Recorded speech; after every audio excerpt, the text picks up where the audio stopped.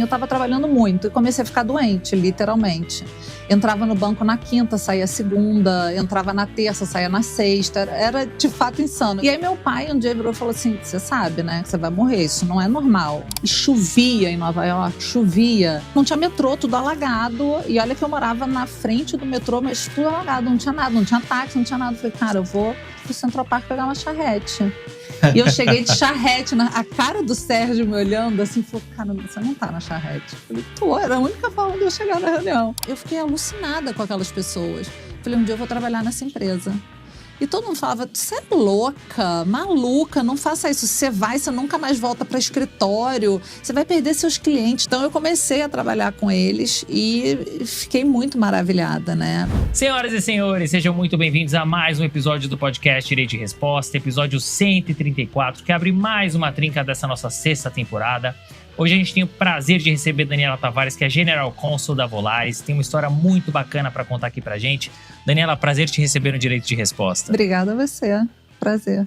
Antes da gente começar esse episódio, eu agradecer os nossos patrocinadores, a Loft, eficiência para advogados e redução de custos, e G Jacinto, consultoria contábil e tributária, a melhor opção em contabilidade para o seu negócio. Daniela, obrigado mais uma vez. Aqui no Direito de Resposta, a gente tem sempre uma pergunta clássica, que é sobre planejamento de carreira. Você tem uma carreira muito bem desenhada, estruturada. Você passou por diversos escritórios, entre elas Big Laws, escritórios de médio porte, Brasil, exterior, e fez um movimento que gera sempre muita curiosidade e vontade no mercado jurídico, que é o movimento para o corporativo. Essa história, essa trajetória, ela foi planejada? Caso contrário, quais eram seus outros objetivos? Não foi planejada, definitivamente. Até porque eu comecei minha carreira em banco de investimento. Tá aí já uma confusão, né? Eu gostava do direito, mas eu não queria ficar só presa ao direito. Então, eu gostava de economia, tanto que na época da faculdade eu fiquei muito na dúvida se eu faria direito ou economia. O ideal para mim era ter uma faculdade que eu pudesse fazer um pouquinho de tudo, um pouco de administração, um pouco de economia, um pouco de direito. E acabei em banco de investimento e foi uma super experiência. Era época de privatização, então foi assim, muito enriquecedor, né? Eu trabalhei com pessoas incríveis, que hoje em dia todos estão no escritório, por coincidência. O Amir está no Musnic, a Juliana Brax tem o escritório dela, a maior advogada trabalhista do Brasil, na minha opinião. O Leonardo Miranda, que está no Tosini. Então, era uma equipe ali super... A gente era criança, praticamente, né? Mas a gente amava, trabalhava, enfim. Então, não foi tão planejada. Mas acabou migrando para o mundo do direito. Não, que bacana. E é isso. As histórias, dificilmente elas são planejadas. Mas depois que você acaba entrando num caminho, você acaba trilhando e depois planejando. Você citou alguns nomes, dentre eles o Amir, que inclusive estará aqui celebrando os 30 anos do BMA, né? Ele que faz um trabalho muito legal lá como Managing Partner do escritório. Você comentou um pouco, né? Banco de investimento, depois escritório, corporativo, mas você, se a gente pegar uma área do direito, você é uma das grandes referências quando a gente fala ali na área empresarial, na área de M&A, né? De fusões e aquisições. E você começou a sua trajetória dentro do escritório no Matos Filho, né, que é um dos principais escritórios do Brasil, e a gente teve a alegria de receber várias pessoas do Matos Filho aqui. Como é que surgiu essa oportunidade de ir no Matos Filho e como é que você caiu nessa área de M&A onde, como disse, você é uma das maiores referências? Então, eu trabalhava em banco e no banco de investimento, realmente a fama veste exatamente o que é. Eu trabalhava insanamente. Viajei muito, não só o Brasil, para fora. A gente estava na época de privatização e na época trabalhava no projeto de lei nova para o Brasil de saneamento básico. Então, fazia due diligence em todas as empresas de saneamento do Brasil. Enfim, eu estava trabalhando muito e comecei a ficar doente, literalmente. Entrava no banco na quinta, saía segunda, entrava na terça, saía na sexta. Era de fato insano. Eu dormia na mesa do Dr. Murilo, que era o presidente do banco. Aí tirava as coisinhas dele, dormia. Isso eu e todo mundo que estava ali naquela pegada. E aí meu pai um dia virou e falou assim, você vai falecer, você sabe, né? Que você vai morrer, isso não é normal. Aí eu conversei com o Roberto Resket, que era o diretor no banco na época, que eu amava e ele é de mercado até hoje. E falei, cara, Roberto, eu preciso mudar, eu preciso ir para um lugar mais tranquilo. E ele falou, olha, o Sérgio Spinelli é muito meu amigo e está abrindo o Matos Filho no Rio. Você não quer conversar com ele? Eu falei, tá. E aí tomei café da manhã um dia com o Sérgio Spinelli. E comecei a trabalhar no Mato Filho. Eles estavam fazendo aquela operação de venda do excedente de controle da Petrobras. Então, eu fiquei praticamente interna na Petrobras e no Mato Filho em São Paulo, até a gente conseguir abrir o Mato Filho do Rio. E foi assim que eu comecei minha trajetória no Mato Filho com o Spinelli, que eu amo, que é uma sumidade, né, no direito. E um cara tão assim... É difícil trabalhar com ele, porque ele é um cara tão brilhante que ele faz assim, então, eu quero aquele contrato, aí você tem que entender tudo que ele quer, fazer as 100 páginas e entregar. É brilhante. E foi por ele também que eu fui para Nova York, porque na época eu era casada e meu marido queria fazer o LLM.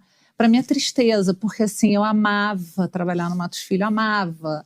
Estava amando ter aberto o Matos Filho no Rio, enfim, gostava da equipe toda. É um escritório que eu tenho muito carinho até hoje, tanto que eu uso eles, né? Eu sou cliente do Matos Filho hoje em dia. E conversei com o Sérgio, falei, Sérgio, aconteceu isso, eu não sei nem o que te dizer, mas eu vou ter que ir para Nova York. Aí ele falou, não tem problema, a gente abre o Matos Filho em Nova York. Falei, então tá bom, então não tem problema. E parti para Nova York. Meio que trabalhando com o Sérgio ainda. Naquela época tinha muito mercado de capitais, né? O Sérgio era, acho que assim, o cara que mais fazia mercado de capitais na época, muito ADR, muito deal lá fora. E eu trabalhava muito com ele, enfim. Tem até uma história muito boa que um dia o Sérgio foi para Nova York, eu tinha que encontrar com ele no Sherman.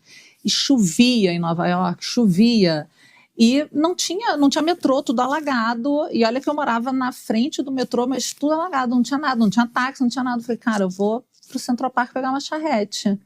E eu cheguei de charrete, a cara do Sérgio me olhando assim, falou, cara, você não tá na charrete. Eu falei, era a única forma de eu chegar na reunião. E fizemos, e foi assim que eu fui para Nova York, teoricamente abrir o Matos Filho, que acabei não abrindo, porque também o Sérgio me liga um dia e fala, Dani, você tem uma entrevista sexta-feira num escritório chamado Oric. Eles estão precisando de uma brasileira urgente para fazer o gasoduto Brasil-Bolívia. Isso, né, Renata? Não tinha LLM, não tinha nada. Era aquela época que, se você não tivesse LLM, você não ia para nenhum lugar na vida, né? Então, ali, para mim, eu estava muito tranquila que eu ia ficar em Nova York, meu marido na época, fazendo LLM, e eu ia trabalhar no Matos Filho, abrir o Matos Filho. Aquela era a minha carreira, né? Eu ia ser um Matos Filho para sempre, né? E você vê que deu uma mudada do nada. Eu falei, tá bom. Aí fui fazer entrevista numa sexta-feira, literalmente, com um cara super excêntrico, assim, muito engraçado, me entrevistou no Burger Heaven, numa hamburgueria. Eu já achei estranho, um senhor meio com cara de cientista maluco, mas eu falei, bom, Sérgio, confio, né? E segunda-feira já tinha minha placa, meu nome, minhas Bibles, minha sala, tudo pronto no escritório para começar em Nova York, no Oric. Olha que história curiosa, olha como as coisas vão acontecendo, né? E essa era uma pergunta que eu ia te fazer, porque, enfim, você foi com o intuito, né, o objetivo de montar um escritório em Nova York, um escritório brasileiro em Nova York, que já era um baita desafio. Depois você acabou indo para um escritório estrangeiro e eu vou querer saber um pouco dessa experiência e das diferenças que você notou. Mas antes eu queria dar um passo atrás, porque normalmente quando a gente vê um advogado brasileiro indo para Nova York, é para fazer a dobradinha, LLM, e depois ele vai ter essa experiência no escritório estrangeiro. Você já contextualizou como você chegou no escritório estrangeiro. Você sentiu falta de não ter feito LLM? E mais, para alguém que é da tua área empresarial, área transacional, você entende que fazer um LLM é fundamental?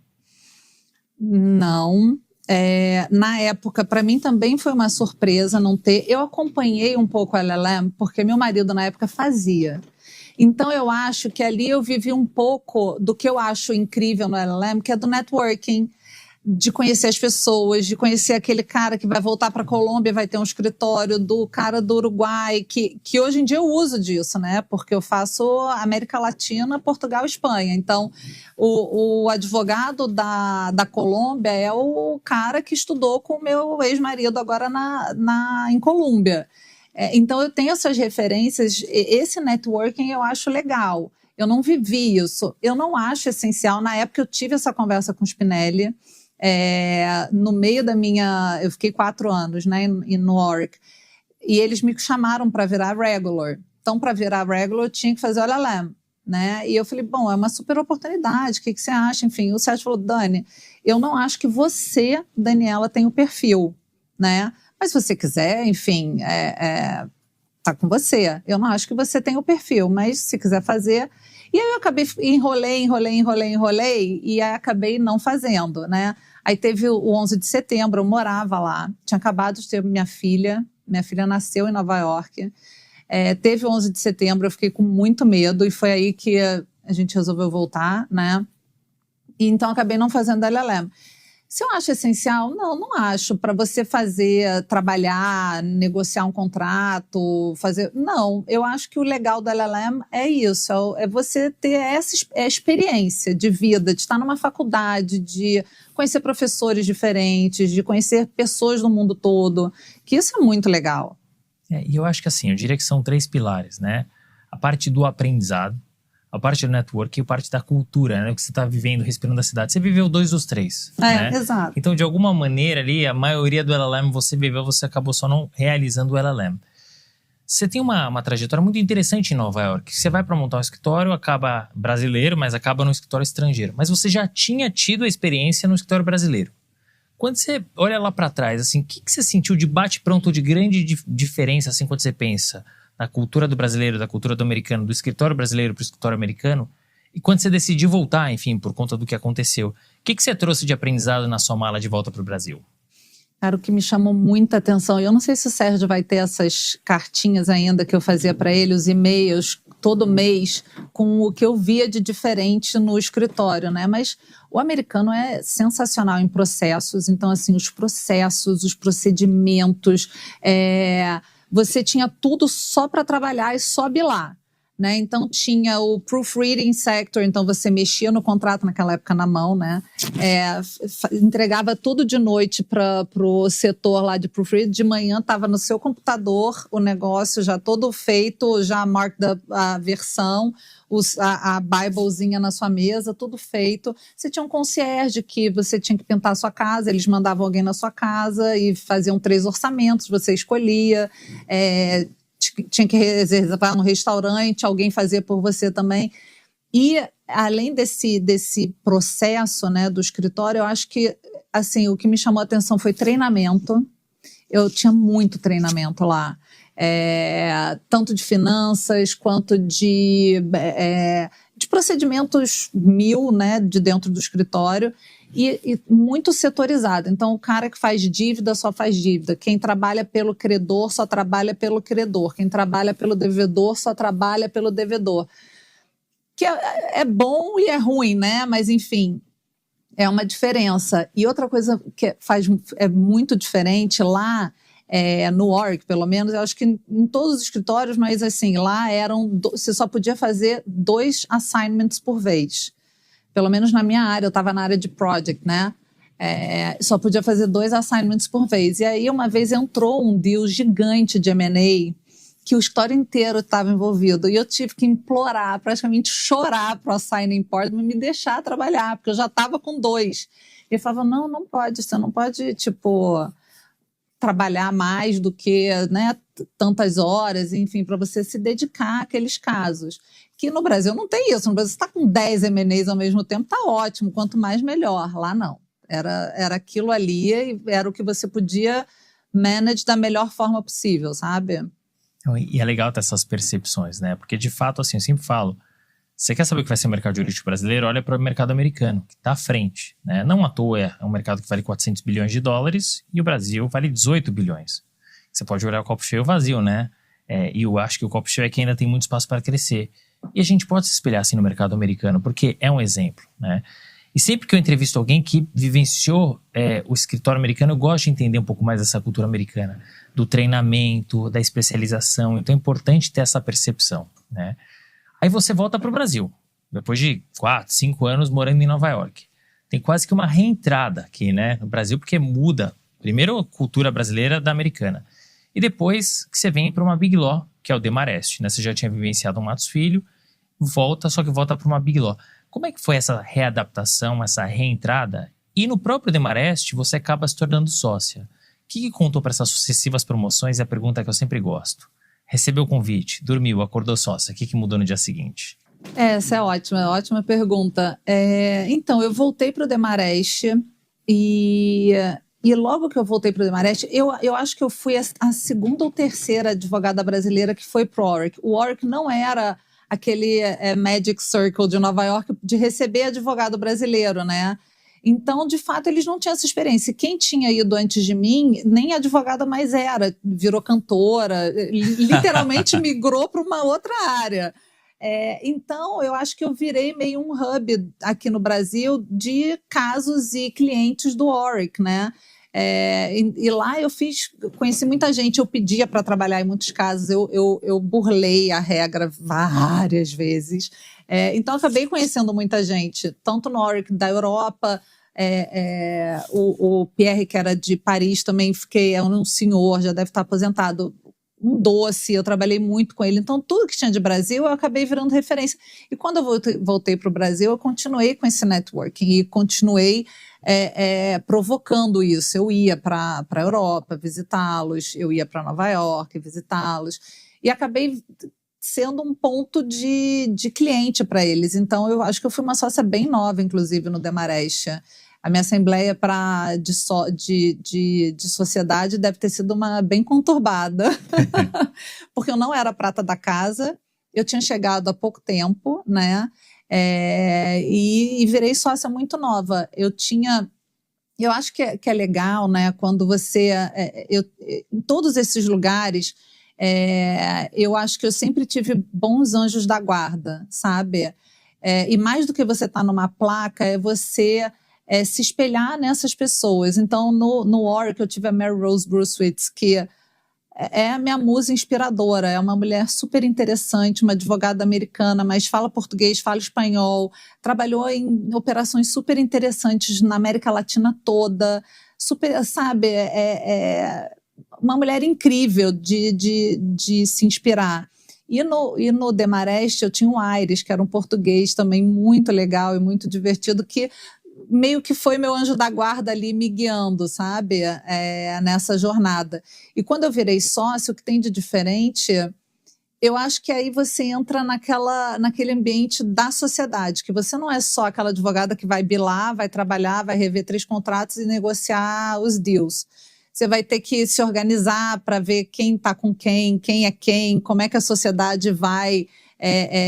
para que lado ela vai para a esquerda, vai para a direita. Você tem também a parte mais do soft skills, que quando você está só advogando, acho que você é menos impactada por isso.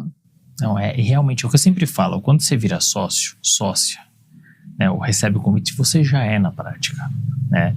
Você acaba recebendo a alcunha, claro, né? Tem uma formalização, mas é muito difícil. Você vê casos em que a pessoa não está preparada e recebe o convite da sociedade, porque é prata da casa ou por diversos outros fatores. Mas normalmente, quando você recebe o convite para a sociedade, é que você já está pronta, né? Então, ainda que você tenha feito um movimento lateral, que você não fosse a época prata da casa, você gerou negócio para o escritório, você cresceu lá dentro, né? Então, certamente você fez por merecer. A Sapiro Legal Connections é o hub de soluções para o mercado jurídico, com foco especial em escritórios de pequeno e médio porte. Nosso objetivo é ajudar esses escritórios a se profissionalizar, melhorar suas gestões, crescer de forma estruturada e sustentável. Oferecemos serviços de consultoria, recrutamento, palestras e mentoria, sempre alinhado às necessidades do seu escritório. Se você quer levar o seu escritório para o próximo nível, acesse agora sapiro.com.br e conheça todas as nossas soluções. Até aqui a gente vem com uma carreira bastante clara, né, de Big Laws, escritório estrangeiro. Você estava no Demarest e aí, em meados de 2007 você faz um movimento diferente, né? Você vai para o Leite Tosto, que é um escritório mais conhecido até pelo contencioso, muito pautado na figura dos fundadores, que é radicalmente oposto dos escritórios que você vinha, escritórios mais transacionais, né, mais institucionalizados.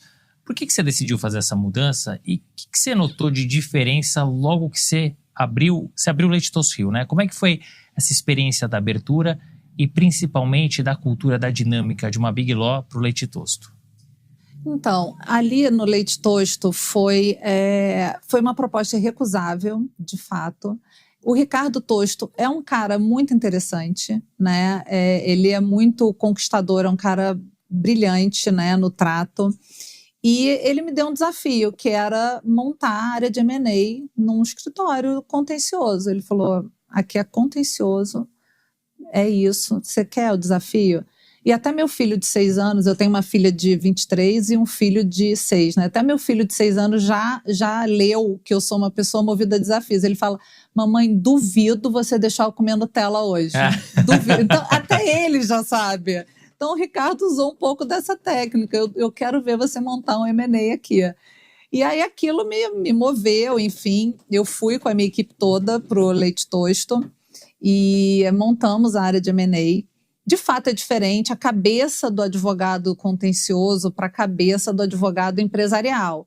Você tem que investir no inglês de todo mundo, porque a maioria dos M&As vinham de fora, pelo menos os meus, né, por conta dessa minha trajetória. Você tem que treinar as pessoas para due diligence, é uma cabeça diferente. Mas foi uma experiência válida, eu acho que toda experiência é enriquecedora e acho que valeu a pena ter feito, ter montado a área, acho que tem a área até lá hoje, e eu acho que, enfim, foi feito o trabalho, está aqui, está entregue, sua área de M&A está montada, o escritório mexe e se move e pode hoje em dia fazer um M&A qualquer que tem a área lá. E que grande dificuldade que você encontrou? Porque você falou, montar uma área de M&A no escritório de contencioso não é fácil, primeiro pela cultura do escritório, mas também tem uma questão de placa, né? Tem muitas empresas que contratam só placas que são conhecidas, que são ranqueadas. Como é que foi para superar esse obstáculo? Olha, sim, tem algumas... a gente teve algumas dificuldades com empresas muito grandes, mas eu sempre atuei mais no middle market. E no middle, a gente conseguiu navegar bem. O Ricardo tinha muito cliente também, ele assessora a Alupar, por exemplo, que é uma gigante, fez muito M&A, faz muito M&A. Ele tinha clientes grandes, brasileiros, que precisavam também desse suporte, né? Ele, o Eduardo Nobre, enfim, eles tinham clientes bons, grandes, nacionais, que não tinham esse suporte de M&A. Então, tinha um pouco isso também. A gente fez alguns casos grandes. Eu tinha um grande amigo meu do banco, da época do banco, Ulisses Kameyama, que na época estava no Casino, em Paris, ele era head M&A. E muito meu amigo, então a gente também fazia algumas coisas para eles, dos M&As que eles faziam aqui. Então, networking, contato, bater, tentar matar 2.000 patinhos, você vai pegar 2 patinhos, mas você vai. Você tem que ir, você tem que mostrar a cara, você tem que... E o discurso, eu acho que é um discurso que você, fazendo, você acaba trazendo. Então, muitas vezes, a gente fazia um M&A e o cliente do outro lado acabava contratando a gente para um próximo... eu acho que é isso, é você fazer de uma forma correta, legal, que seja divertida, que seja prazerosa para todo mundo, e foi assim que a gente foi construindo. Mas é legal você trazer isso, Daniela, porque às vezes a gente percebe o advogado se pautando muito só, não, aqui não vou conseguir trazer por causa da placa. Vai ter isso. Vai ter. Né? Mas vai ter a questão da personalíssima, sabe? De eu quero trabalhar com você, Daniela. Cada vez mais, Renato. Cada vez mais. Eu vejo isso quando eu saí do escritório e migrei para o mundo corporativo, a gente vai falar sobre isso mais na frente. Eu tinha feito um deal com uma advogada do outro lado, danada, chata de negociar. Eu falei, mas assim, ela sabia de contabilidade, ela sabia financeiro, ela sabia business, ela sabia software, ela sabia a empresa dela, ela conhecia o cliente dela profundamente. E aí eu falei, cara, que menina, que mulher incrível, né? E quando eu fui para o mundo corporativo, fora de toda e qualquer obviedade que todo mundo achou, ela vai para o Matos Filho, ou para o Machado Meyer, ou para o, né? Eu contratei ela, que é um escritório pequeno de Recife, né? O Nunes Costa, a Fabiana e a Marcele, que é a sócia dela, as duas brilhantes, né? Não tinha placa, não tinha nada. Mas eu acho que sim, a placa é relevante, tá? Em algumas vezes. Eu senti isso em algumas vezes que eu fiz move de um escritório maior para um escritório menor, que eu bati no peito e falei, vou levar todo mundo, tá tudo bem, e não ficou tudo bem. Então, assim, eu acho que tem casos e casos, sabe? Eu acho que tem casos que você precisa da placa e tem empresas que precisam da placa, né? Os fundos de pensão canadense, por exemplo, ele tem uma lista, né? Tem alguns clientes de maiores que têm uma lista que você precisa seguir aquela lista. Se não está na lista, não está. Você pode tentar, você pode, enfim. Então, eu acho que tem casos que sim. Não, mas é importante, porque assim, não é preto ou branco, você tem um cinza ali, né? E por isso que é importante você ter relacionamento, né? Sempre aumentar a rede de relacionamento, networking, mas tem uma coisa que é fundamental, é o trabalho, a qualidade, né? E isso que você planta em algum momento você vai colher, né? Você citou um exemplo de uma advogada que sempre fez um bom trabalho, cruzou com você em algum momento, continuou fazendo o bom trabalho dela e reverberou, depois acabou virando, enfim, trabalhando para você, né? Então isso é muito legal, é um exemplo clássico de que não é de uma hora para outra, pode até ser, mas tem que ir plantando, trabalhando, se relacionando e tudo junto e misturado, né? Você conseguiu construir a área lá, né? Claro, teve dificuldades, teve outras coisas que você conseguiu superar como você trouxe, e aí você volta para o mundo da Big Law, ele te traz de volta como um imã. E aí você vai para o Machado Meyer, que é um outro baita escritório, a gente estava até conversando aqui, né, sobre o querido Dr. Antônio Meyer, que já esteve, inclusive, aqui no podcast Direito de Resposta, um bate-papo excelente, genial. Como é que surgiu essa oportunidade? Como é que foi para se readaptar, né? Porque você veio de um escritório médio, contencioso, volta para uma Big Law, né? Que desafios e histórias você tem para contar desse período? Então, de novo, nessa época, o Machado Meyer estava investindo no Rio, aumentando o escritório do Rio e querendo fazer do escritório do Rio de fato um escritório operacional, né? E montando a área de M&A no Rio. E a Gabi, que era minha sócia no Leite Tosto, ela já tinha trabalhado no no Machado Meyer, e ela falou, olha, eles estão montando a área lá, eu acho que é uma boa hora da gente voltar para um escritório grande. E a gente foi conversar e também foi assim, rápido, né? Em 3 segundos a gente fez essa migração, as duas já estavam acostumadas a escritório grande, enfim. Foi uma época do Machado Meyer no Rio muito feliz e muito boa, né? Era o Giovanni, era o Leonardo Miranda, o Assaf, o Ricardo Assaf, eu, a Gabi. Era uma turma muito boa, era uma época que tinha muito negócio no Rio, o Giovanni fazia muita coisa para Vale, enfim, então acho que foi uma época muito feliz para o Machado Meyer no Rio. Antes da gente entrar nas histórias do Machado Meyer, me chama a atenção o fato, né? A gente está falando de Machado Meyer, de Demarest, de Matos Filho, né? Hoje você está no corporativo, vamos falar do Lobo de Riso, sempre no Rio, né? E a gente vê muito movimento, o advogado do Rio vindo para São Paulo, mas dificilmente o advogado continuar estabelecido lá, né? Como é que se deu essa escolha? E você teve que abrir mão de alguma coisa por conta da vontade de continuar no Rio? Teimosia é a resposta. Eu acho que assim, começou com a minha separação, né? Te contei que eu fiz um combinado com meu ex-marido que nenhum dos dois iria para São Paulo sem que o outro fosse, né? Por conta da Maria Antônia, que era muito pequena na época. E acabou que nunca um coincidiu com o outro de ir para São Paulo. E os dois acabaram sempre ficando no Rio. Quando eu podia ir, ele não podia. Quando ele podia, eu não podia. E acabou não acontecendo, né? Eu amo o Rio. Eu sou uma carioca, assim, apesar de não parecer. eu gosto desse lifestyle do Rio.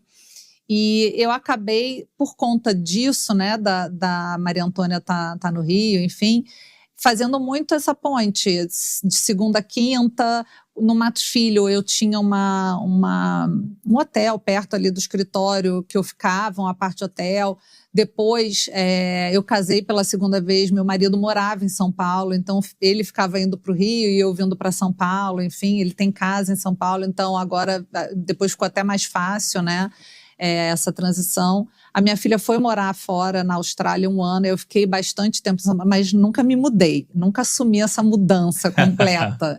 Eu ficava mais tempo, mas sempre voltava para o Rio. Então foi isso, eu acho que abri mão de muita coisa. Eu hoje em dia, a minha ex-enteada, Maria Carolina, que está começando a carreira dela no direito, né, e eu converso muito com ela, primeira coisa que eu falei, olha, meu amor, pega suas malas e se muda. Começa a sua carreira lá. Até para ter contato, até para ter a experiência das outras pessoas. O mercado do Rio é muito desafiador. A gente brincava que é você pedalar sem guidão, sem rodinha, sem nada, enquanto tá todo mundo aqui com uma super bike, mountain bike, subindo montanha. Exato, você tá ali no desespero, né? É desafiador. Na minha época ainda tinha Petrobras, tinha mais a parte de petróleo que era bastante atrativa, né? Mas hoje em dia eu acho que é um outro mundo São Paulo. E se você tem essa oportunidade, pode vir para São Paulo, ter uma experiência de estar num escritório grande, você entrar num escritório aqui em São Paulo, eu não vou dizer que é quase igual a Nova York, porque lá realmente é encantador, né? Parece as pessoas sonham para Disney. Para mim o sonho era entrar na minha sala e ver a St. Patrick, né? Tá ali no escritório americano. Para mim eu nunca esperava, né? Eu não tinha lelé, não tinha nada. Então para mim aquilo ali foi tipo, uau, não acredito que eu tô aqui. Então eu acho que São Paulo é um pouco isso. Você vai despender menos energia, vai ser menos custoso para você tudo, sabe? Eu acho que aqui você tem mais sócios, mais oportunidades, mais networking. Acho que tudo é mais suave. Não, é importante ter essa percepção. O Rio é muito importante mesmo. Mas o mercado de São Paulo é um mercado talvez maior, mais amplo e que tenha espaço, e tem espaço, né? Para pessoas que venham de fora. Então tem gente de Minas, de Salvador, pessoal que vem do Sul. Muito carioca. Eu brinco que quando tem jogo do Flamengo ali onde eu moro é uma barulheira, né? Porque é isso, né? Tem muito carioca mesmo aqui em São Paulo e é uma turma muito boa e que veio, né? E que ocupou os seus espaços por mérito, né? Uhum. Então é interessante ter essa vivência, a visão, né? Que você traz. Hoje, enfim, você vai falar um pouquinho mais, você é do mundo. Você sabia que 6 em cada 10 empresas fecham as portas antes de completar 5 anos? E acredite, não é por falta de clientes. É por falta de gestão e uma boa contabilidade. Sem planejamento tributário, sem controle financeiro e sem acompanhamento estratégico, o risco de quebrar é enorme, mesmo faturando bem. A GG assim toma contabilidade estratégica. Com eles, vocês não farão parte dessa estatística. Eles te mostrarão como seu escritório ou empresa podem crescer com segurança e rentabilidade. Escaneie agora o QR Code na tela e preenche o formulário. São só 2 campos e ganhe um diagnóstico gratuito. A gente está falando um pouco de Machado Meira. Eu queria que você contasse um pouco dessa experiência, né? Enfim, dos projetos que você tocou lá. E eu queria aproveitar e queria que você contasse pra gente um pouquinho das diferenças. Porque a gente fala Big Law, Big Law. Você passou pelo Matos Filho, você passou pelo Demarest, você passou pelo Machado Meira. Que diferença que você percebeu entre essas estruturas? Ou é a mesma coisa? Nossa, que pergunta difícil. Não é a mesma coisa. Eu acho que cada uma tem... são Big Laws, mas eu acho que cada uma tem o seu DNA, que talvez seja muito do fundador, né? O Hélio Osvaldo no Matos Filho, Dr. Meyer, Dr. Opsi no Machado Meyer, Dr. Rogério no Demarest, Dr. Portela, enfim, eu acho que cada um tem um pouquinho do seu DNA. Eu acho que todos eles são um mar de oportunidade. Eu acho que quando você está dentro de um escritório grande, eu acho que é muito importante, até como cliente, né? Hoje em dia eu não contrato o Matos Filho mais, também o Matos Filho, por ser o Matos Filho, óbvio, né? Mas eu contrato as pessoas, eu contrato a Luciana, a sócia, eu contrato o Gil no tributário, eu contrato aquela pessoa. Tanto que quando eu tenho algum assunto que eu falo, Luciano, eu tenho assunto XPTO, tive um cyber attack aqui, eu preciso de alguém de cyber para me ajudar. Tem o fulano e Beltrano, falo, não, esse aqui é legal, esse é mais divertido, esse é menos divertido, quem tem mais, esse aqui tem mais a sua cara. Então você vai, é muito personalíssimo, né? Então eu acho que as grandes marcas são muito parecidas. Sim, todas são grandes, todas as grandes marcas, sim, mas eu acho que cada uma tem sua característica por conta do DNA ali plantado pelo fundador, sabe? Mas é legal ter essa percepção, porque a gente ainda respira mesmo os fundadores, muitos deles estão vivos. Quando a gente vai para um mercado como o americano, até mesmo o chinês, você tem escritórios centenários, né? Então perdeu um pouquinho, né, aquele DNA do fundador e passou a ser muito mais uma instituição. Talvez, não sei se isso é um fato, mas talvez por isso as estruturas americanas elas são tão parecidas, as Big Laws, né? Elas têm um DNA, uma cultura muito parecida. Por isso que lá é muito mais comum fusão. Né? Você consegue, aqui você vai fundir um grande escritório, é muito difícil. Né? Agora, você vai fundir um escritório, como a gente já viu vários casos nos Estados Unidos, é muito mais fácil, porque são culturas muito parecidas. Né? Então é legal ter essa sua percepção. E aí agora a gente vai contar um pouquinho da última experiência que você teve em escritório de advocacia. E você vai para um escritório muito forte, né? Que é um escritório mais middle, né, mas um escritório muito forte, que é o Lobo de Riso, fundado pelo José Orlando Lobo, que a gente também teve a alegria de receber aqui. Não só aqui, mas tive a oportunidade de almoçar com ele, assim... Genial, né? Genial. Assim, melhor papo do mundo. Pode ser para 3 horas de almoço para mais, e não precisa falar nada, é só ouvir, porque é aprendizado, é história, é divertido. A gente teve um teaserzinho assim de 1h30 aqui no podcast, foi maravilhoso. E é uma história já com um perfil um pouco diferente, né? Como é que surgiu esse convite, né? O que te fez, o que te motivou a aceitá-lo? O que você encontrou de diferente? Você passou por Big Law, passou por escritório de contencioso, né? Escritório fora, e agora é um escritório mais do middle, né? O que teve de diferente? Então, faltava o middle. É verdade. Faltava o middle com DNA de M&A, né? Porque é o pessoal que saiu do Linklaters. Eu sempre fui muito amiga do Valdo, então sempre que ele ia para o Rio, a gente almoçava, se encontrava, ele conversava do escritório, conversava do Machado Mery, enfim. E ele sempre com aquela sondagem, né? Poxa, o que você acha? Não sei o quê. O escritório, o Lobo de Riso era muito forte no Rio, na época que o Valdo ficava mais no Rio. Acho que ele tinha uma operação gigante no Rio, já não vou me lembrar qual, mas era muito forte, era enorme o escritório no Rio. E aí depois ele acabou voltando para São Paulo. Ele, meu oposto, ele é bem paulista, eu sou bem carioca. Então, acho que ele quis tentar de novo crescer o escritório do Rio, né? E aí eu fiz essa migração para esse escritório middle, para ter essa experiência.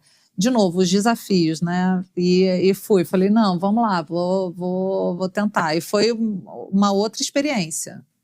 O que você nota de grande diferença? Porque você brincou, né? Faltava o middle, que é o que fica ali no meio, né? Na meiuca. O que você encontrou de diferente lá?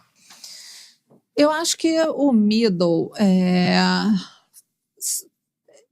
Ali no Lobo de Riso, eles têm uma coisa que é muito boa para eles, né? Que é uma galera muito unida. Eles passaram por muita coisa juntos, né? Eles saíram do Linklaters, montaram o escritório, pensaram aquilo desde o início. As saídas de escritório são dolorosas, né? Nunca é tipo, um beijo, tchau, foi ótimo. Claro, beijo, leva suas pastas. Nunca é assim, né? É sempre uma coisa sofrida, dolorosa, enfim. E eles passaram aquilo juntos, então eles são muito unidos. Eu acho que para alguém que vem de fora, fica mais difícil se encaixar naquele contexto deles de união, que para eles é muito bom, mas eu acho que o middle tem isso. O middle geralmente é um spin-off de algum escritório, ou é alguém que viveu uma experiência muito única junto, e eles estão ali, tipo, super unidos. E para você entrar ali e falar, cara, eu também sou da galera, eu também quero estar no seu grupinho, é mais difícil, porque tem menos gente, né? No escritório grande, tem a galera que veio desde estagiário, enfim, mas tem que ter, né? Tirando o Pero Neto, que é uma rara exceção, que é difícil você ter alguém de fora, né, entrando, a maioria é prata da casa.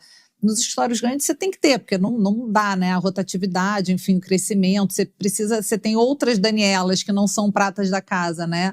No Lobo de Riso, eu acho que eu fiquei meio tipo, posso ser seu amigo? Posso ser seu amigo? Ele já tinha um grupo muito formado, sabe? Não, e eu imagino, né? A gente já tive a oportunidade de trabalhar com o escritório.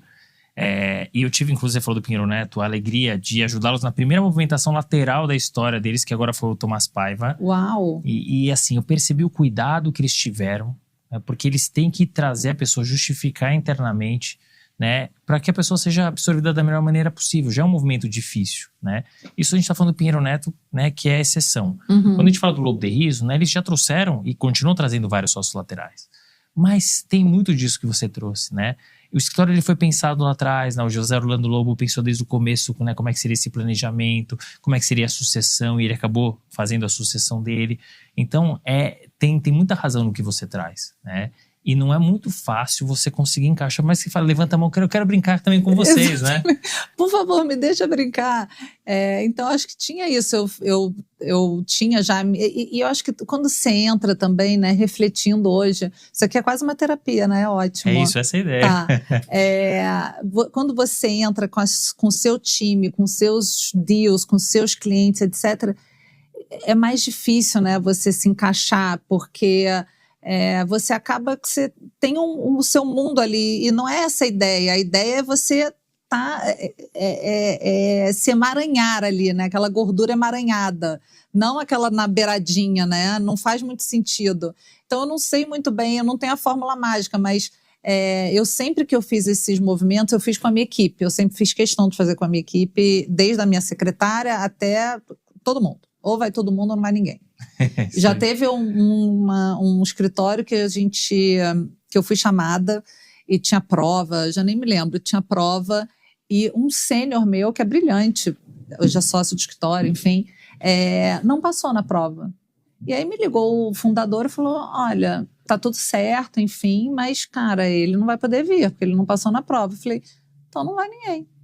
Ele, não, mas como assim? Eu falei, não vai. Ele falou, mas você não pode ir sem um só, vai esses outros 5. Eu falei, não vai. Ou vai todo mundo ou não vai ninguém. Ele, mas aqui é super rígido. Eu falei, eu também. Então não vai. E a gente não foi. Não foi mesmo? Não abriram, olha só. Não. E tudo bem, todo direito, mas claro. Eu também tinha o meu direito. Sem dúvida. Eu não ia deixar uma pessoa para trás. Não, a minha equipe todos eles, graças a Deus, estão maravilhosos e somos, cara, sempre eu sou uma referência para me ligarem, falar, Dani, aconteceu isso, Dani, o que você acha daquilo? Eu virei a tia velha, né, que alguém liga para pedir conselho. E sempre foi isso, sempre todo mundo junto. Mas isso é muito legal, porque afinal do dia é sobre pessoas e legado também, né? Você não largou a mão da tua equipe, né? Até me estranha o fato, depois eu vou querer saber nos bastidores, mas porque realmente assim, poxa, prova é prova, né? Depende do dia que você tá, exato, depende de várias coisas, tá num dia né? ruim, com certeza tava num dia ruim, enfim. E você conhece, você que era sócio, tá falando, eu aprovo, é um ótimo profissional, é o que vocês precisam, né? E eles bateram o pé, mas você corretamente bateu o pé e seguiu a trajetória com a tua equipe. Tudo bem, né? A vida que segue. Muito legal. A Lopt é uma plataforma de IA criada sob medida para escritórios de advocacia e departamentos jurídicos. Ela reduz drasticamente o tempo de análise de documentos, entrega respostas com segurança e credibilidade, sem alucinações comuns em IA genéricas, e combina o contexto dos documentos com uma base de legislação e jurisprudência curada pela própria Lopt. Entre as suas principais funcionalidades estão defesas automatizadas, análises simultâneas e comparativas de documentos e chat jurídico com base de legislação e jurisprudência confiável. Acesse o QR Code e saiba mais. Aí a gente chega ao fim, chegamos ao fim da sua história dentro dos escritórios de advocacia, mais de 20 anos. E aí vem uma oportunidade no corporativo. E uma oportunidade, não foi em qualquer momento, foi quase que em meio à pandemia, ali em 2021. Né? Surge um baita projeto numa empresa arrojadíssima, você vai falar bastante. Primeiro na Constellation Softwares, né? Dentro do grupo você vai depois para a Vela Softwares e hoje na Volaris, né, Software também. É uma empresa super tecnológica, arrojada, compradora, você vai falar muito disso. Queria saber como é que surgiu o convite para você mudar do lado da mesa. Como foi essa mudança? Porque são dois ambientes completamente diferentes. E a pergunta que eu gosto sempre de fazer: você que vivenciou os dois lados da mesa, né? Qual é a diferença entre os perfis do advogado de escritório e do advogado de empresa? Como surgiu o convite para ir para a Constellation foi o seguinte: eu sócia do Lobo de Riso, o Fred, que era sócio do McCartney em Toronto na época, foi meu amigo de faculdade. É aquela coisa, de novo, voltando ao networking, aos contatos, a preservar e não só preservar, mas manter e regar o seu networking, né?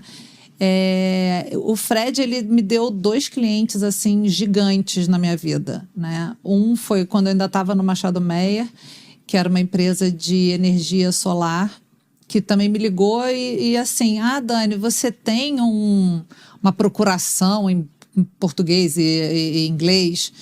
Enfim, dei para ele e foi assim, a Canadian Solar foi, sei lá, o melhor faturamento do Machado Meyer naquele ano, enfim, de uma procuração. Isso é outra coisa interessante também. E a Constellation foi a mesma coisa. Eu no Lobo de Riso, sócia, o Fred me liga um dia e fala, Dani, você tem um NDA bicolonado? Eu falei, tenho. Você quer falar um pouco mais? O que é? Ele, o M&A. Falei, tá bom, fiz, mandei. Aí ele falou, me fala aí, me manda a fatura, né? Me fala quanto. Eu falei, imagina se eu vou cobrar de você um NDA, você tá louco, né? Não, pelo amor de Deus, enfim. E mandei para esse cliente dele, Constellation. E aí depois, obviamente, quando entrou um deal da Constellation, ele falou comigo, né? Que eu tinha feito essa gentileza.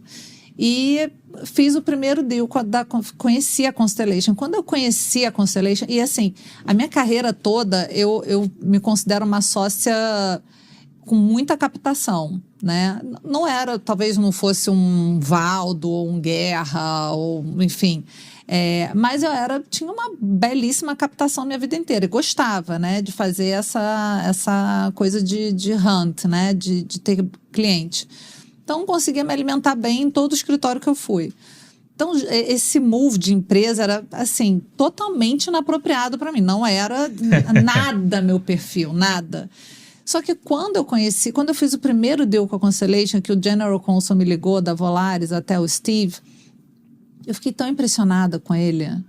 Eu fiquei tão impressionada com o conceito do grupo. Fiquei tão impressionada com como as pessoas eram boas. Como todo advogado lá era muito bom. Muito bom. E como era uma empresa que prezava não só pelo deal e pela qualidade do deal, mas pelo ser humano, sabe? Pela pessoa e pelo certo por ser certo. E aquilo me chamou tanta atenção, porque o nosso mercado é tão hostil, né? Você está no M&A, você quer o melhor, você quer ganhar do outro, você quer fazer. E como a Constellation ela faz muito deal, né? A gente, só a Volaris fez ano passado 150 M&As. Uau! Mais de 10 por mês. Então, como a gente faz muita M&A e a gente só compra 100% de empresa e nunca vende, né? Não só a gente tem uma tratativa com o vendedor diferente de um M&A que eu nunca mais vou vê-lo porque eu quero que esse vendedor seja meu executivo amanhã. Então, é um outro tipo de negociação, é uma negociação muito mais sutil. Eu não posso sair chutando a canela das pessoas. Eu tenho que... tá ali o tempo inteiro, é um deal diferente. Então, os advogados ali eram tão sofisticados, não era aquele advogado que você fala, pushback, isso aí não aceito, isso aí não é mercado. Não, todo mundo sempre tentava achar alguma coisa. Não, vamos tentar, vamos conseguir, vamos pensar, não, dá um jeito, estica dali, puxa dali. Aquilo ali, eu fiquei alucinada com aquelas pessoas. Falei, um dia eu vou trabalhar nessa empresa. E todo mundo falava, você é louca, maluca, não faça isso. Você nunca mais volta para escritório, você vai perder seus clientes, não faz isso. Todos os meus amigos falando, não faça isso. E foi passando o tempo e eu fui fazendo os deals para a Constellation como sócia, né, do Lobo de Riso. Então, eu fiz todos os deals deles no Brasil. Desde então, não só para a Vela, como para a Volaris também. Então, fazia para todo mundo.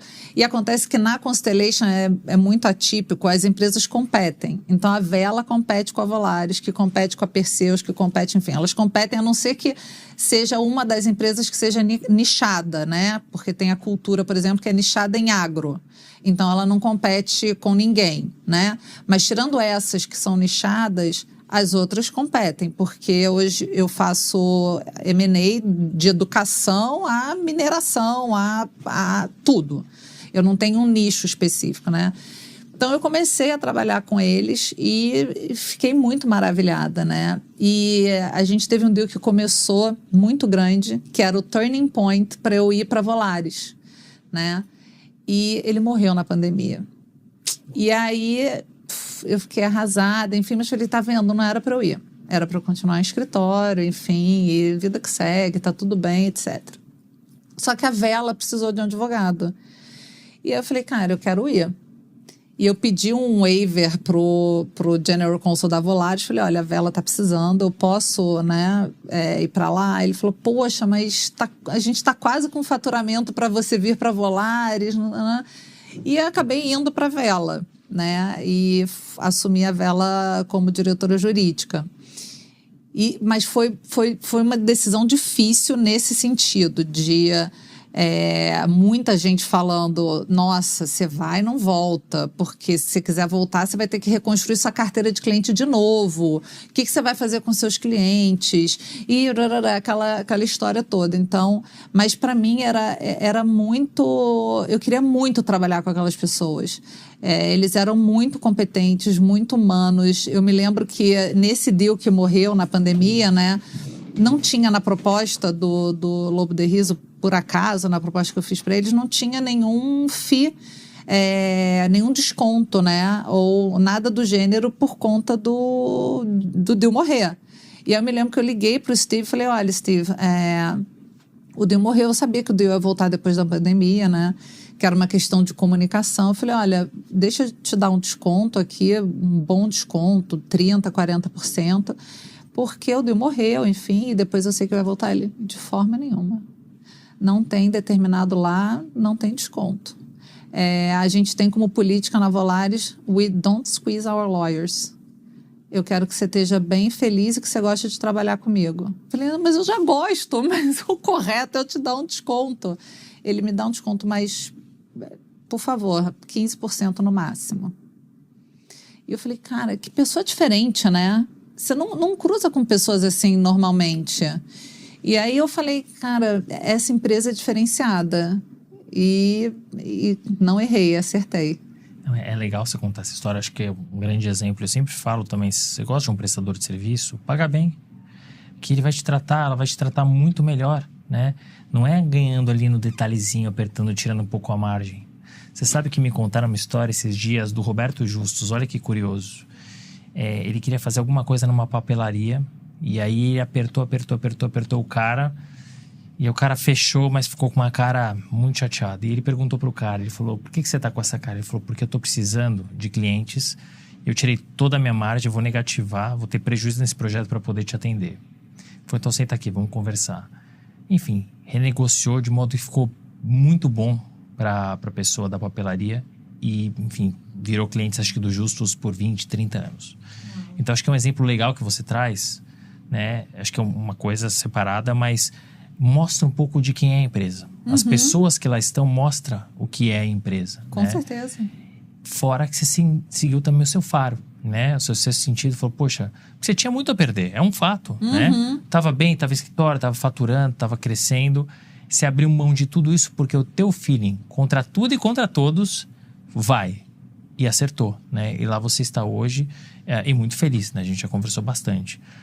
Mas a Volaris é uma empresa diferente, né? Porque é uma empresa que você acaba tendo, você é muito mão na massa, né? Você acaba, quase como se fosse um ambiente de escritório de advocacia.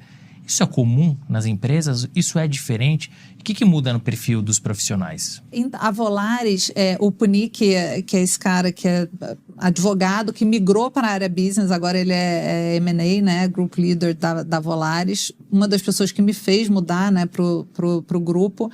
Ele diz, a Volaris é uma empresa de 50 bi, mas é uma startup ao mesmo tempo. Então lá eu vejo, e não só...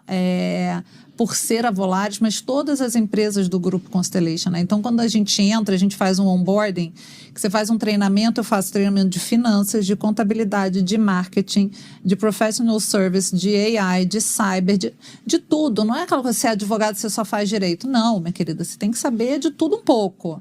Porque você tem que ter essa visão do negócio, né? Você tem que fazer tudo. Depois você escolhe um lugar no mundo para você ir fazer esse treinamento presencial. Você fica uma semana sendo treinada, sabatinada naquela coisa. Então, você tem que saber fazer, né? E é uma empresa que você... A diferença, acho que eu não sei se é a Volaris, a Constellation, que tem uma mentalidade, uma cultura muito no conhecimento, no dividir conhecimento.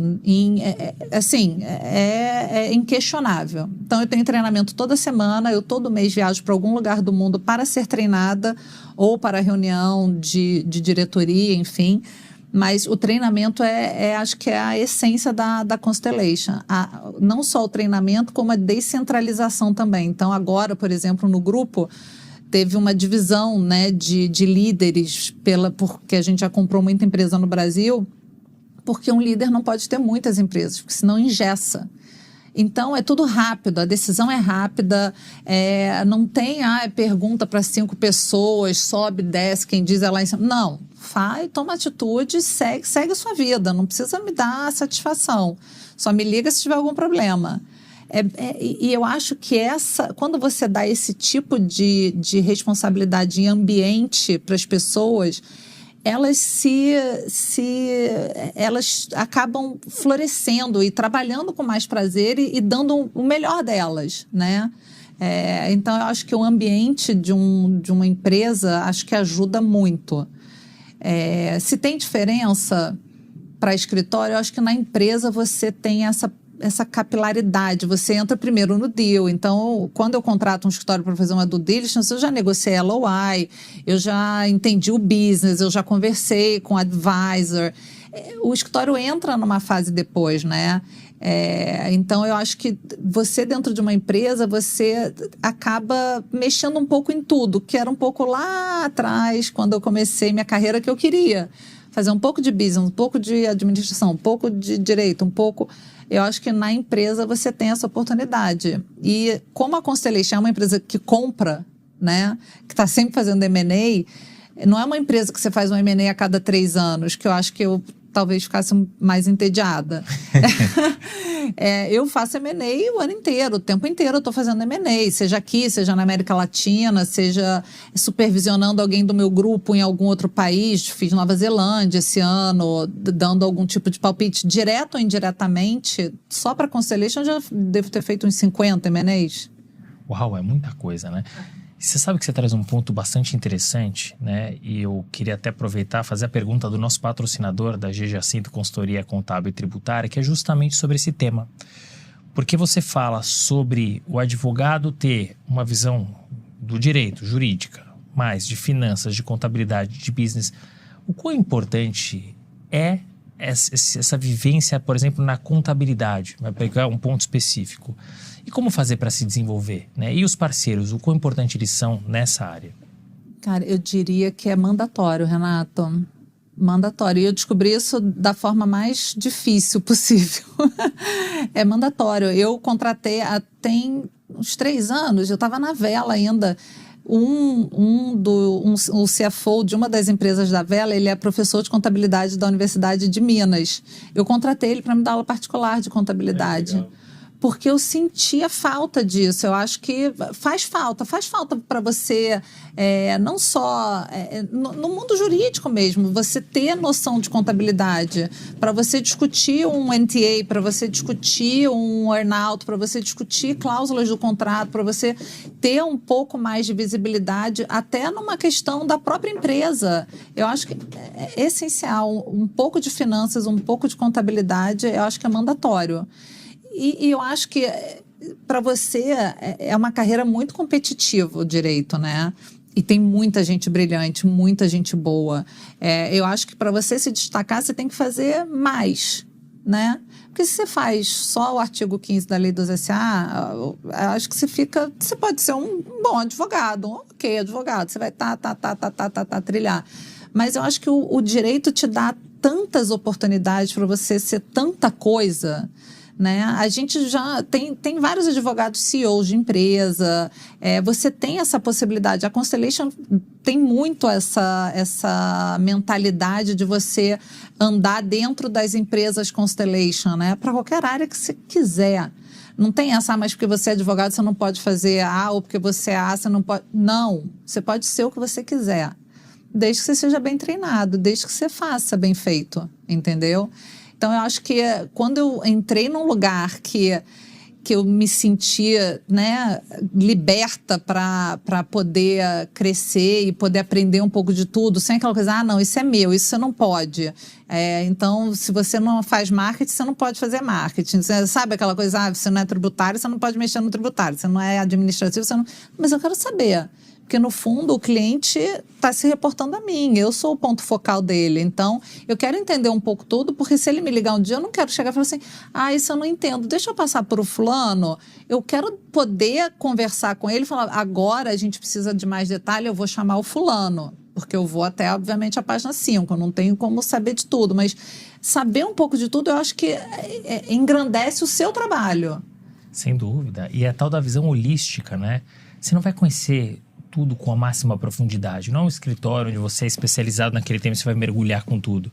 Mas você precisa ter uma amplitude, você precisa enxergar 360 graus, justamente para a tomada de decisão ser mais rápida, né? Então, eu não diria que é por conta da faculdade de Direito, mas a profissão do advogado, ela é ampla. Você pode ser o que você quiser, ainda mais nos dias de hoje. Então é legal você exemplificar, mostrar e comprovar, né? Para as pessoas acreditarem. Porque sim, é possível. A gente tem vários exemplos, né?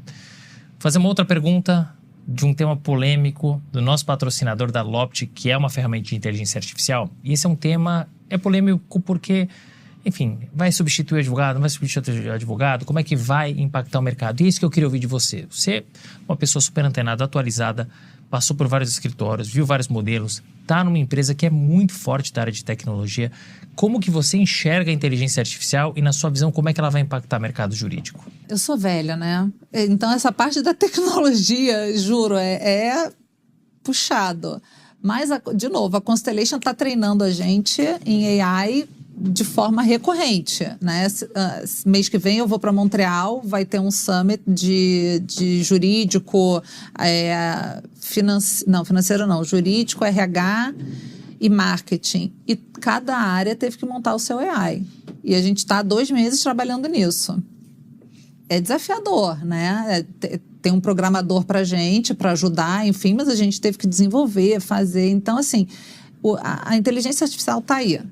Né? Quando eu ligo para um escritório para me assessorar no M&A, eu falo, tem inteligência artificial? A gente está usando? Está fazendo? Como é que está? Eu acho que ainda está muito incipiente, ainda está todo mundo muito tímido, digamos assim, sabe? Todo mundo diz que tem, mas nunca vi. Usa, mas não sei. E eu acho que ainda não sentiu o reflexo também na forma de cobrança, porque eu acho que em algum momento isso vai impactar a forma que os escritórios cobram, né? Porque se a inteligência artificial está aí para reduzir o número de horas trabalhadas, e ok, né? Eu acho que sim, tem que ter uma nova organização da forma de cobrança. Se eu acho que vai substituir o advogado, não acho. Eu acho que a advocacia ainda é muito personalíssima, ainda é muito de confiança.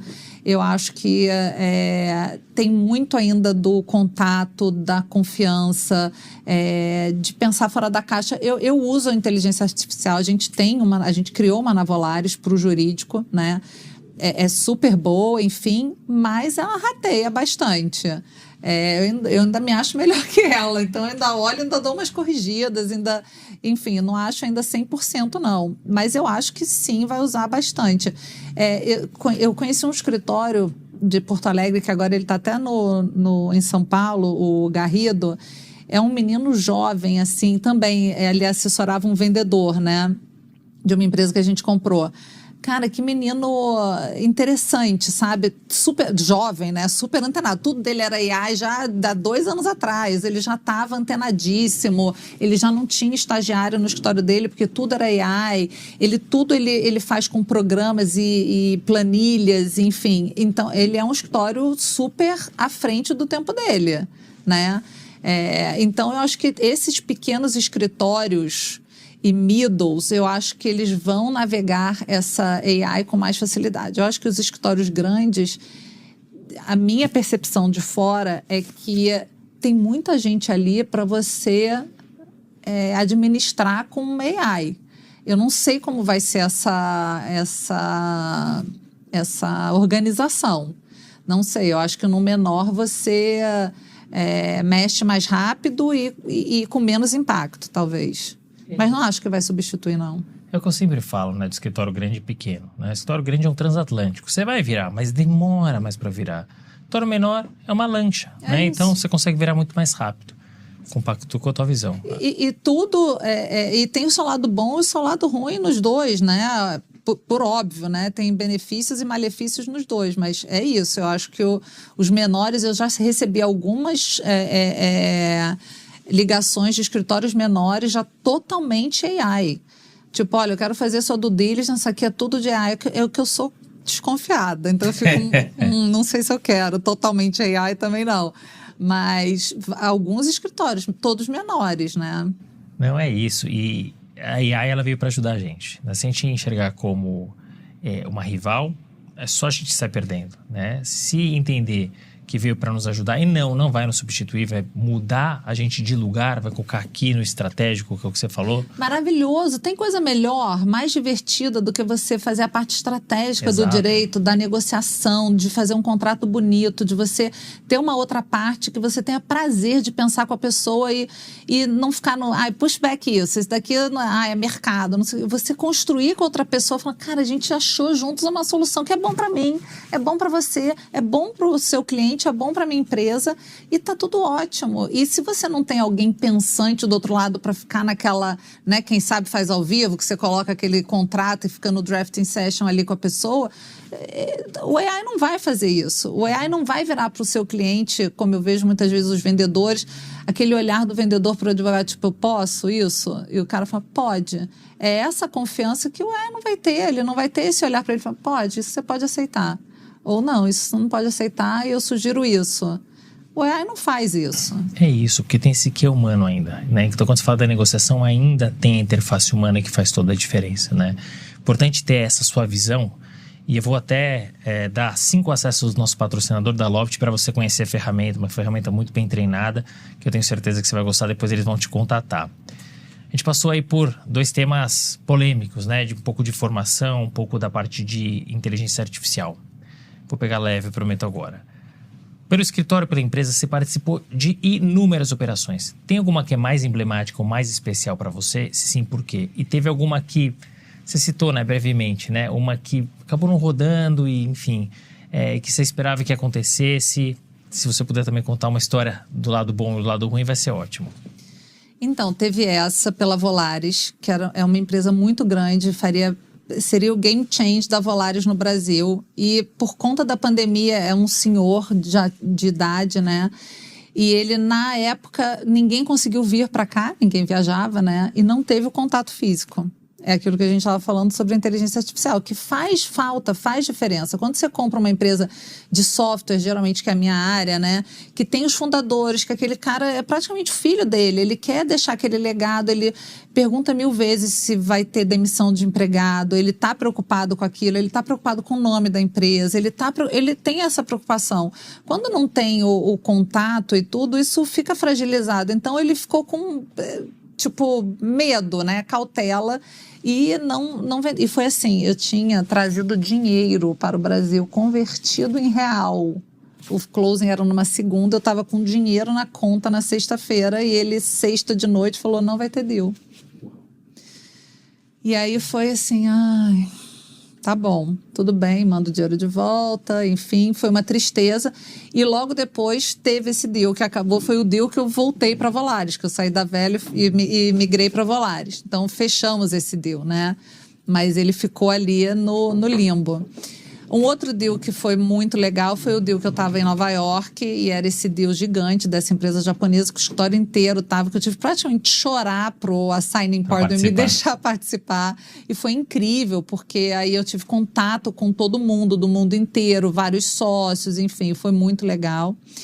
E um deal também que foi divertido e emblemático foi o deal que eu assessorei os meninos do Porta dos Fundos na venda para Paramount. Que legal! Que foi muito legal, porque é um mercado totalmente diferente. Eu que vinha do petróleo, da mineração, setor elétrico, software, tecnologia, não, artista. Foi o Zé Orlando, inclusive, que trouxe esse deal para o Lobo de Riso, com o Caio Mariano, que faz muito entertainment, né? E precisava alguém de M&A para fazer o M&A. E o Caio pediu para a gente ajudar. E foi incrível, foi muito divertido, muito legal, assim, porque, enfim, eles são inteligentíssimos, são divertidíssimos, mas são atores, né? Então, para você explicar um contrato de compra e venda, um acordo de acionistas para 5 atores, né? Foi desafiador, digamos. Analogias 1000 em todas as cláusulas para que todo mundo entendesse, todo mundo aceitasse, todo mundo de fato soubesse o que estava fazendo, né, em especial. Então foi legal. Que bacana. Eu lembro bem desse dia, que é um dia mais ali do nosso dia a dia, né? Porque eu acompanhava o Porta dos Fundos, saía acho que terça e sexta, sei lá, 11 horas eu tava lá, porque realmente eles são muito engraçados e divertidos. Acho que depois eles até recompraram, salvo engano. Agora o Tabet e o Ian saíram, né? E ficou o Greg, o João e o Fábio. E a Paramount saiu. Eles fizeram até um vídeo, olha só, coisa de artista. Eles fizeram um vídeo para explicar em forma de sátira, né? Então, muito bacana, que legal. Você tem uma carreira de muito sucesso, passou por diversos lugares bacanas, por bons períodos, fez a transição para o corporativo, que é sempre muito complexo, né, e gera muita curiosidade. Você acha que por ser mulher você teve que superar mais obstáculos que o usual?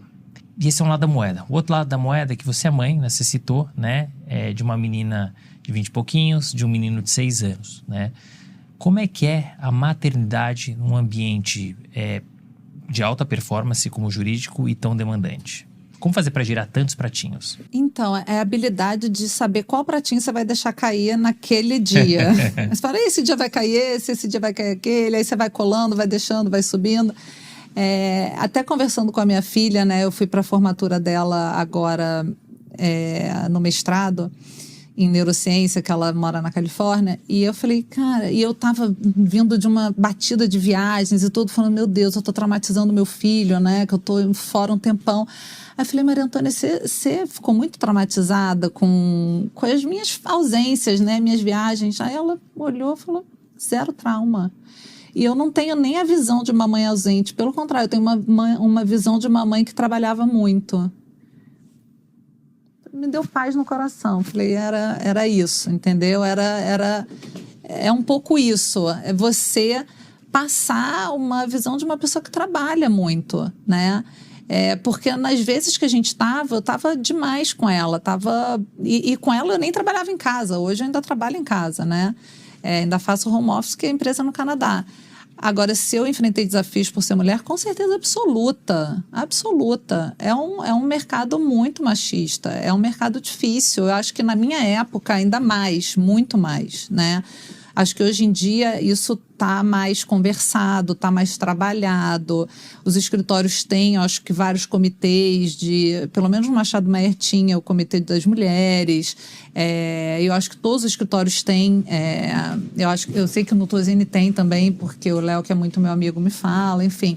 Então, acho que hoje em dia está melhor, mas eu acho que a mulher já sai numa desvantagem, né, Renata? A mulher já sai, a mulher é mãe, eu acho que antigamente ainda mais, né? Eu acho que hoje em dia ainda tem mais a divisão com o homem, né?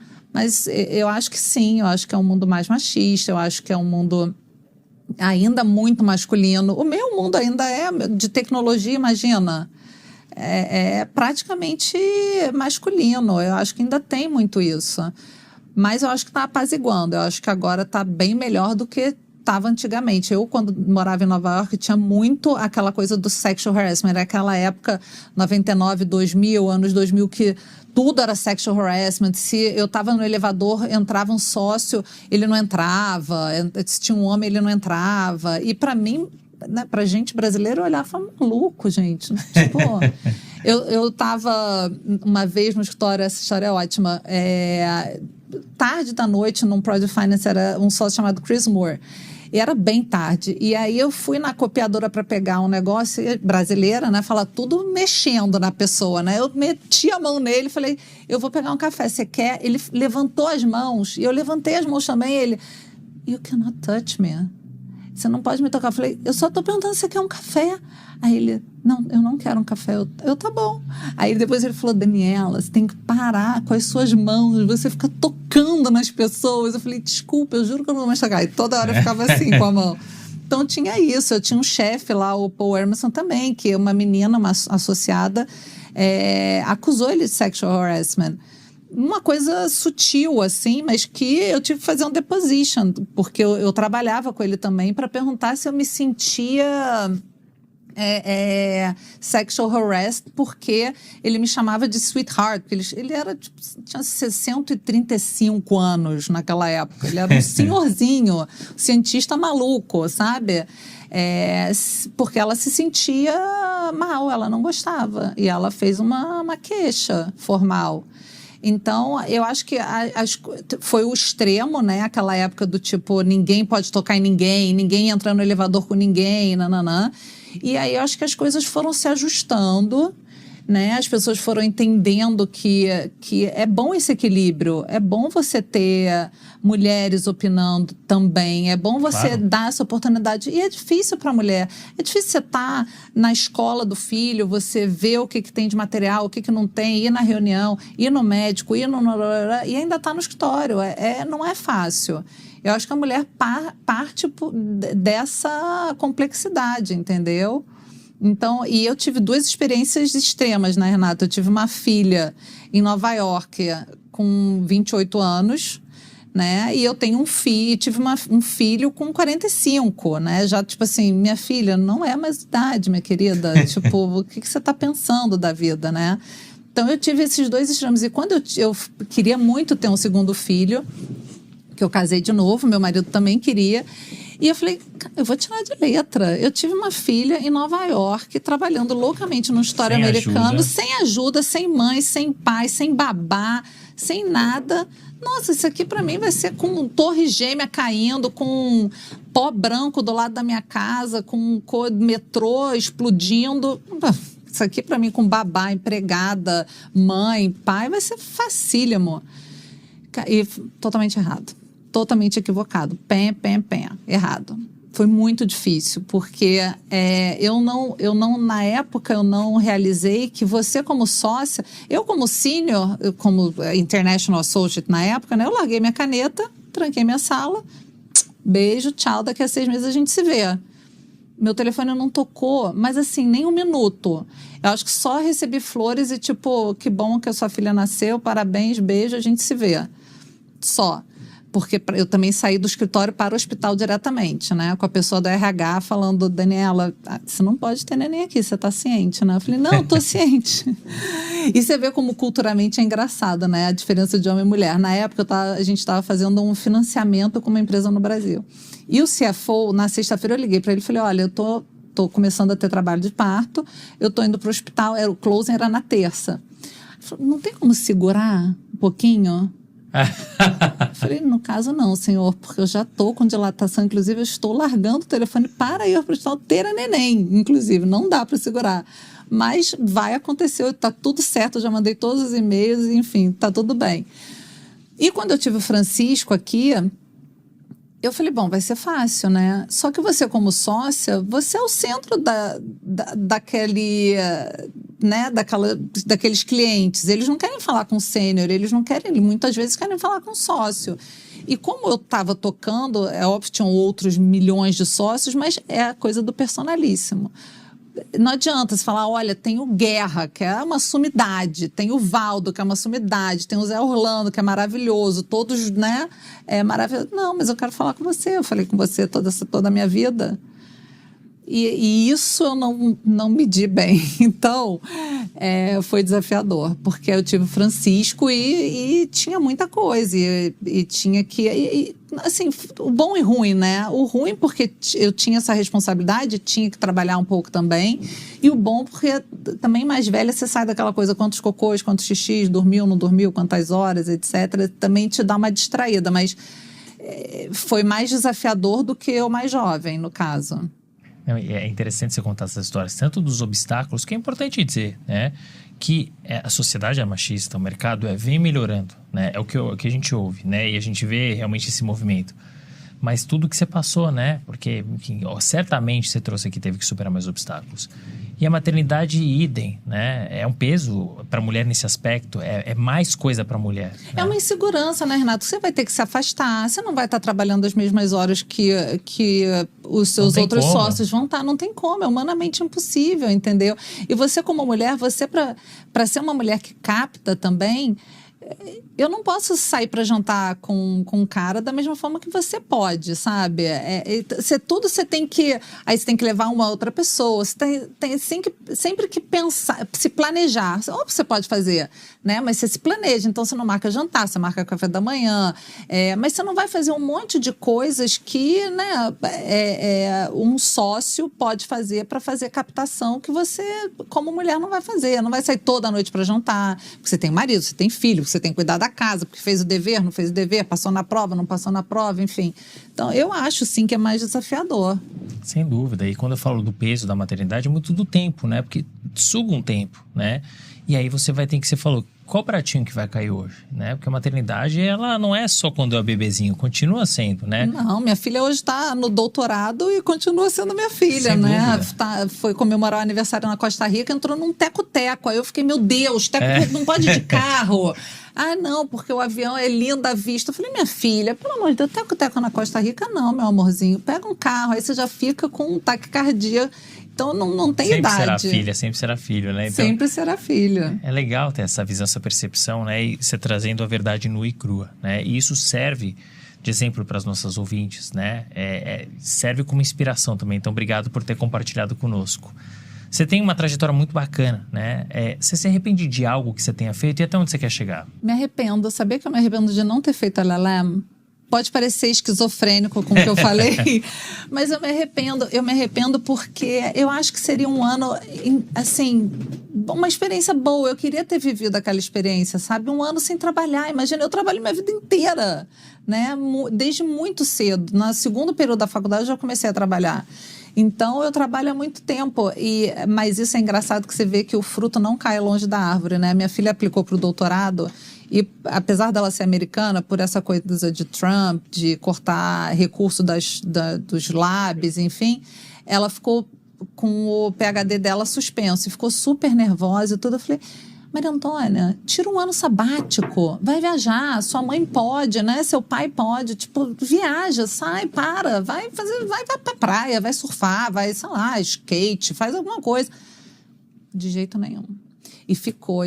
E ela saiu da faculdade, foi pro mestrado, do mestrado vai engatar no doutorado. É isso, sabe? Eu falo, cara, enfim... né? O exemplo tá lá, já não tem o que fazer, mas eu pararia um ano, eu tiraria um sabático, eu queria muito que ela fizesse, mas enfim, então eu não que o LLM seja um sabático, tá? Mas enfim, é um ano que você fica parar, ali, respirar, refletir. É isso. E até onde você quer chegar? Quero chegar em todos os países do mundo, porque hoje em dia eu faço América Latina, Portugal e Espanha, então enfim, todos conquistar o mundo. Sabe? Você vai pinning, é lá. Que legal. Muito bom saber disso. Você vai chegar. Agora, a gente falou muito da PJ, Daniela PJ, suas experiências, suas vivências, que, claro, cruzam com a sua PF, né? Mas quem é a Daniela no tempo livre? O que você gosta de fazer? Nossa, uma senhora de 106 anos, que vai na mesma academia, malha no mesmo horário, com os mesmos amigos, aí senta, toma um café na padaria do lado, com a mesma amiga de sempre, a Flávia, a gente senta, conversa sobre os mesmos assuntos variados, livros e mundo, e vai de política a fofoca da academia, viajar, com meu marido, com os meus filhos, encontrar minha filha pelo mundo, né? Porque como ela mora na Califórnia e eu viajo muito, então eu sempre tento parar em Nova York e ela viaja para Nova York para me encontrar. Eu acho que eu, pessoa física, sou mãe, muito mãe. Eu amo a maternidade, amo ser mãe, amo. Tanto dela quanto do Francisco, que é uma outra maternidade, né? Porque você é uma mãe nova e uma mãe velha. Então, é outra maternidade, mas as duas super prazerosas e divertidas. Que bacana, é isso. Você citou várias coisas, né? Você falou de família, você falou de viagem, que é maravilhoso. Ainda mais unir os dois. E ainda mais a cidade mais maravilhosa do mundo, que é Nova York. Então, muito legal. Você contou muitas histórias, você trouxe conselhos. Sobre algum para você trazer para os nossos ouvintes? Cara, sempre fazer o melhor. Eu acho que sempre querer fazer mais do que... se você receber um assignment para fazer A, faça A, B e C. Olhe para a pessoa. Tem sempre atrás de um PJ, tem um PF. Sempre. E é isso que as pessoas hoje em dia eu acho que passam muito batido, sabe? Eu vejo muito advogado que está fazendo uma operação que não sabe o que é o business, o que é a empresa. Estuda, aquilo ali é legal, é interessante. Você vai entender um pouco de mineração. Eu fiz uma operação enorme para a Nucor há muitos anos atrás, eu nem me lembro aonde eu estava. Com o seu Tarcísio, que é dono do Nanai, né, em Recife, que tem uma empresa de ferro Gusa, um cara interessantíssimo, e acabei conhecendo sobre ferro Gusa, fui conhecer a fábrica de aço da Nucor em North Carolina. É tão legal você expandir, né, o seu conhecimento. Eu vi uma entrevista do Zé Roberto Castro Neves, né, recentemente, perguntaram para ele o que precisava para ser um bom advogado. Ele falou: cultura. E é isso, é ter conteúdo, é ter repertório, sabe? Para você conversar com as pessoas sobre teatro, música, filme, livro, países, viagens. Ser uma pessoa interessante, que no fundo, apesar de AIs somos todos seres humanos e a gente vai ter que lidar um com os outros para fazer negócio, entendeu? É isso, fechamos não só com um conselho 2, mas com uma reflexão importante que você traz. Muito legal, obrigado por ter participado do Direito de Resposta. Prazer enorme te receber aqui. Obrigado por ter compartilhado essa história com tantos insights, tantas coisas bacanas para os nossos ouvintes. Muito obrigado. Obrigada. Vou cancelar a terapia essa semana. Fim de papo. Se você gostou, recomenda para seus amigos. Se não, fala comigo que eu quero te ouvir. Até a próxima.